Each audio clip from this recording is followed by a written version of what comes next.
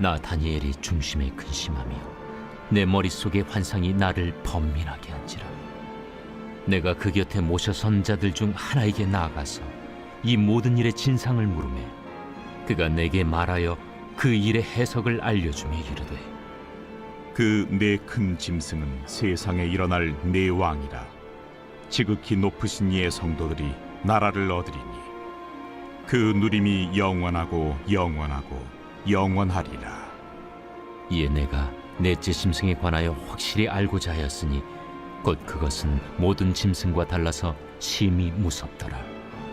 그 이는 쇠요, 그 발톱은 노시니 먹고 부서뜨리고 나머지는 발로 밟았으며, 또 그것의 머리는 10뿔이 있고 그 외에 또 다른 뿔이 나오매 세 뿔이 그 앞에서 빠졌으며, 그 뿔에는 눈도 있고 큰 말을 하는 입도 있고 그 모양이 그의 동류보다 커 보이더라.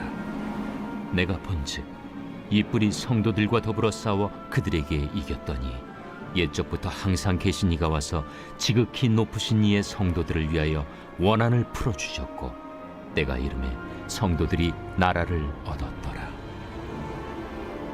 모신 자가 이처럼 이르되, 넷째 짐승은 곧 땅의 넷째 나라인데 이는 다른 나라들과는 달라서 온 천하를 삼키고 밟아 부서뜨릴 것이며, 그 10뿔은 그 나라에서 일어날 10왕이요 그 후에 또 하나가 일어나리니 그는 먼저 있던 자들과 다르고 또 새 왕을 복종시킬 것이며, 그가 장차 지극히 높으신 이를 말로 대적하며 또 지극히 높으신 이의 성도를 괴롭게 할 것이며, 그가 또 때와 법을 고치고자 할 것이며, 성도들은 그의 손에 붙임바 되어 한 때와 두 때와 반 때를 지내리라. 그러나 심판이 시작되면 그는 권세를 빼앗기고 완전히 멸망할 것이요 나라와 권세와 온 천하 나라들의 위세가 지극히 높으신 이의 거룩한 백성에게 붙임바 되리니 그의 나라는 영원한 나라이라. 모든 권세 있는 자들이 다 그를 섬기며 복종하리라.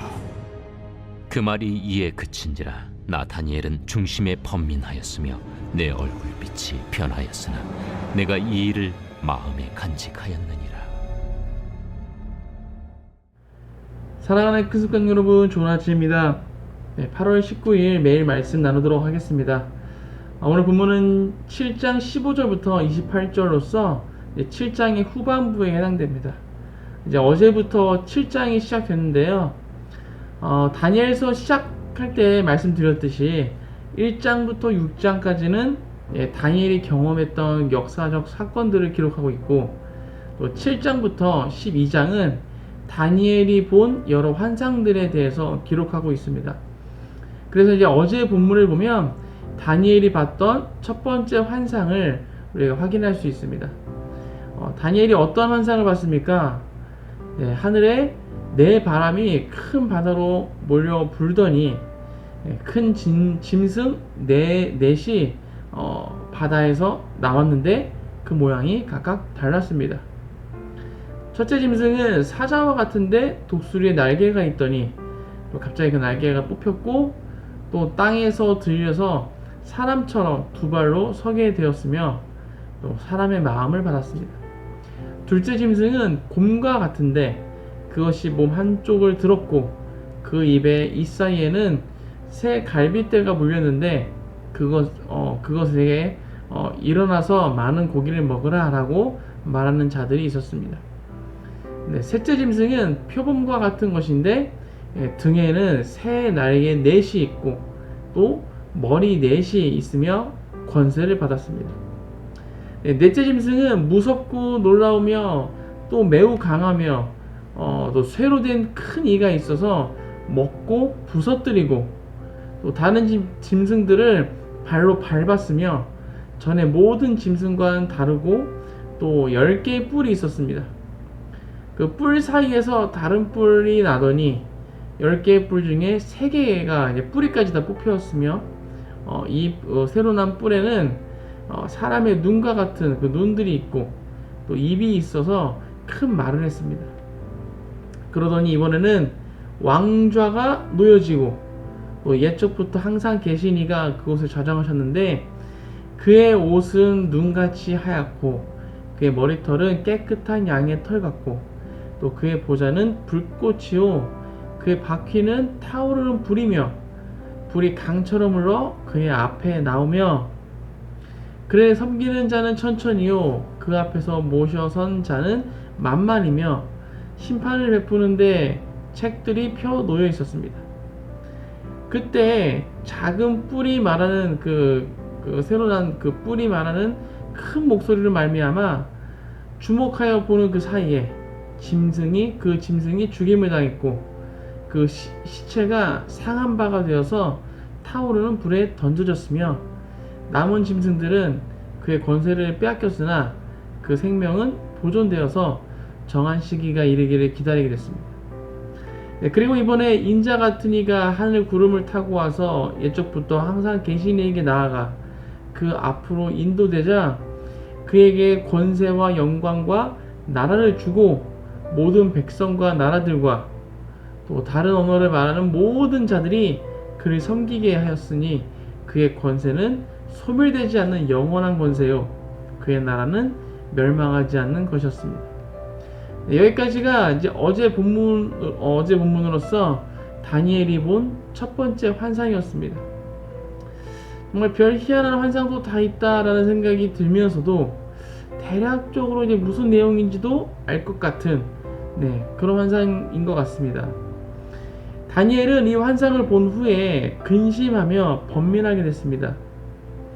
그래서 다니엘은 그 환상 중에 그 하나님 곁에 모셔선 자들 중 하나, 그 이제 천사에게 가서 자신이 본 환상에 대해서 질문했고 또 천사는 그것을 해석해 줍니다. 천사의 말에 의하면 다니엘이 봤던 그 4마리의 큰 짐승은 세상에 일어나게 될 4나라의 왕입니다. 그리고 지극히 높으신 이의 성도들, 즉 하나님을 섬기도록 구별되어 하나님께 드려진 자들은 나라를 얻을 것이고 그 누림이 영원하다라는 것입니다. 환상에 대한 해석이 상당히 간략하게 기록되어 있습니다. 약간의 부연 설명을 하자면 이 첫 번째 짐승은 바벨론을 상징합니다. 그러니까 느부갓네살 왕을 이제 사자로도 비유했고 독수리로도 비유했고, 그래서 이제 바벨론을 상징하고 있는 것이죠. 그리고 두 번째 짐승은 바사, 페르시아를 상징합니다. 그리고 세 번째 짐승은 헬라 제국을 상징하고 있고, 네 번째 짐승은 이제 로마 제국을 상징합니다. 다니엘은 이 4마리의 짐승 중 이 마지막 네 번째 짐승에게 굉장히 집중을 합니다. 왜냐하면 네 번째 짐승은 다른 짐승들과는 달라서 힘이 무서웠기 때문입니다. 좀 더 자세히 살펴보면 네 번째 짐승에게는 10개의 뿔이 있었는데 그 사이에 다른 뿔이 나왔습니다. 그 뿔에는 눈도 있고 또 큰 말을 하는 입도 있었고 다른 뿔들보다 더 커 보였습니다. 이 뿔이 성도들과 싸워서 이겼는데 옛적부터 항상 계신 이가 와서 성도들을 위해서 이 원한을 풀어주셨고 때가 이르니까 성도들이 나라를 얻었습니다. 이것에 대한 해석은 이렇습니다. 이 넷째 짐승은 네 번째 나라인 것이죠. 네 번째 왕, 네 번째 나라.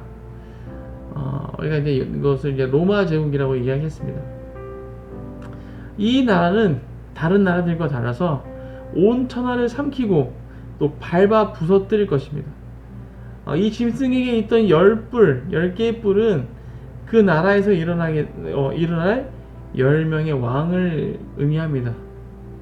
그리고 그 후에 또 하나가 일어날 것인데 그는 먼저 있던 자들과는 다르고 또 새 왕을 복종시킬 것이며 지극히 높으신 이를 말로 대적하며 또 지극히 높으신 이의 성도를 괴롭게 할 것이며 또 때와 법을 고치고자 할 것이며 성도들은 그의 손에 붙임바 되어 한 때와 두 때와 반 때를 지내게 된다는 것입니다.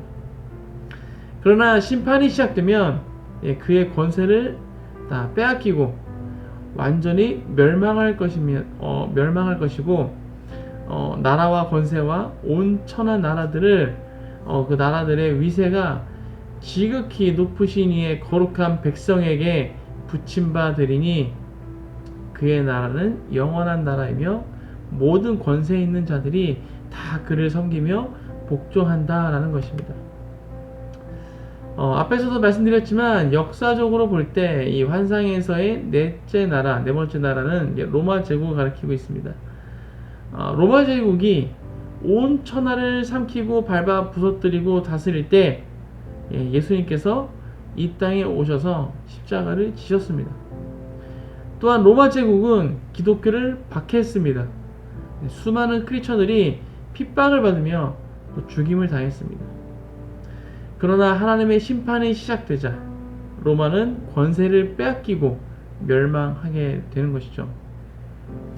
이렇듯 다니엘이 본 환상은 하나님의 심판과 구원을 담고 있는 엄청난 내용이기 때문에 다니엘은 그 환상을 보고 근심하며 번민할 수밖에 없었습니다. 다니엘은 얼굴빛이 변할 정도로 정말 마음이 힘들고 어려웠지만 다니엘은 이 일을 마음에 간직했다라고 오늘 본문에서 말씀해주고 있습니다. 다니엘이 봤던 그 환상은 긴 세월에 거쳐서 다 성취되었습니다. 그렇기 때문에 다니엘은 자신이 봤던 환상이 성취되는 것을 확인할 수는 없었습니다. 너무 긴 세월 동안 이게 성취됐기 때문에 다니엘이 이것을 다 보지 못했어요. 다니엘은 이 환상을 언제까지 마음에 간직을 했을까요? 그가 살아있는 동안 그것을 보지 못했는데 이 환상을 언제까지 마음에 간직을 했을까요? 한 10년 지났는데도 아무런 일도 일어나지 않자 이것을 마음에서 지워버렸을까요? 성경에 뭐라고 나와 있지는 않지만 아마도 다니엘은 천국 가는 그날까지도 이것을 마음에 간직했을 것입니다. 그리고 성령의 감동으로 이 사실을 글로 적어서 남긴 것이죠. 그것이 오늘 본문인 것이고, 수천 년이 지난 지금 우리는 하나님께서 말씀하시고 그것도 성취하심을 우리가 역사를 통해서 확인할 수 있는 것입니다. 지난 주 중에 두나미스 팀이 와서 함께 예배하고 사역했었습니다. 그때 그 두나미스 팀에서 기도 사역을 했습니다. 우리나라 사람들은 기도받는 것을 상당히 좋아합니다. 특별히 예언 기도 받기를 사모하죠. 저도 마찬가지입니다. 예전에 선교단체에 있었을 때도 그랬고, 외국 강사님들 오시면 기도 받기를 굉장히 사모했습니다.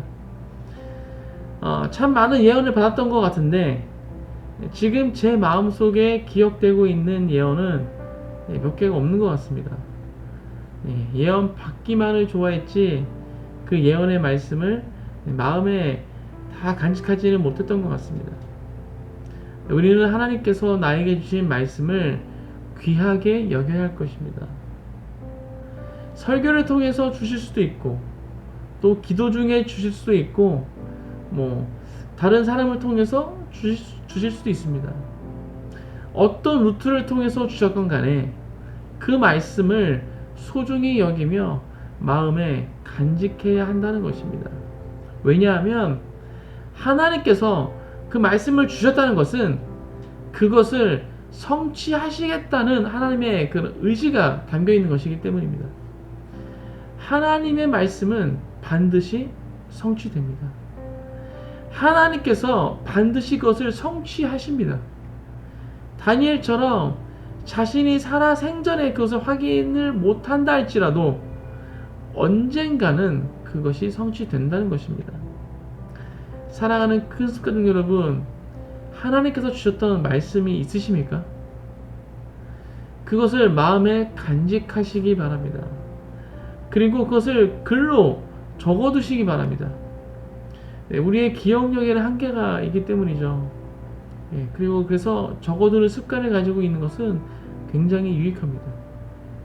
글로 적어두시고 또 그것을 수시로 보면서 기도하시고 또 그것을 또 선포하시기 바랍니다. 그 말씀은 반드시 성취됩니다. 내가 살아있는 동안 성취되지 않더라도 그 말씀 자체가 내 삶에, 내가 살아가는 그 삶 동안에 영향력을 미치는 것입니다. 네, 오늘 하루도 말씀을 기억하시면서 나에게 주신 말씀을 마음에 간직하시고 또 계속해서 선포하시는 모든 큰 가족 되시길 주님의 이름으로 축복합니다. 함께 기도하겠습니다. 하나님 감사합니다. 오늘 다니엘이 봤던 환상에 대해서 함께 나눴습니다. 그가 정말 희한한, 정말 신기한 그런 환상을 봤습니다. 그 환상을 통해서 하나님께서는 이 땅에 세워질 그런 나라들, 그리고 이후에 하나님께서 좌정하시고 또 예수 그리스도께서 오시고 그 모든 권세가 정말 믿는 자들 가운데, 성도들 가운데 또 예수 그리스도에게 돌아갈 것을 정말 하나님의 그 심판과 구원에 대해서 말씀해 주고 있었습니다. 하나님께서 그 수천 년 전에 다니엘에게 말씀하셨던, 그 다니엘에게 보여주셨던 그 환상은 다 성취되었음을 우리가 역사적인 사실을 통해서 확인할 수 있습니다. 하나님 말씀 반드시 성취된 줄 믿습니다. 하나님, 우리에게도 하나님께서 말씀을 주셨습니다. 여러 방법을 통해서, 루트를 통해서 우리에게 많은 말씀을 주셨는데 그 말씀이, 그 모두가 우리 마음에 새겨져 있기를, 우리가 그것을 마음에 간직하기를 소망합니다. 그 마음에 간직하고 또 글로도 적어서 그것을 계속적으로 우리가 보면서 기도하고 선포할 수 있도록 우리가 함께하여 주옵소서. 그래서 하나님의 말씀이 성취되는 것을 우리가 그것을 잊어버려서 생각지도 못하는 것이 아니라 우리가 그것을 마음에 간직하고 우리 삶 가운데 그것이 성취되는 것을 우리가 바라볼 수 있도록, 그래서 하나님께 영광 돌릴 수 있도록 우리 가운데 역사하여 주옵소서. 감사합니다. 우리 가운데 그렇게 역사하신 그 주님을 찬양합니다. 이 모든 말씀 예수 그리스도의 이름으로 기도했습니다. 아멘.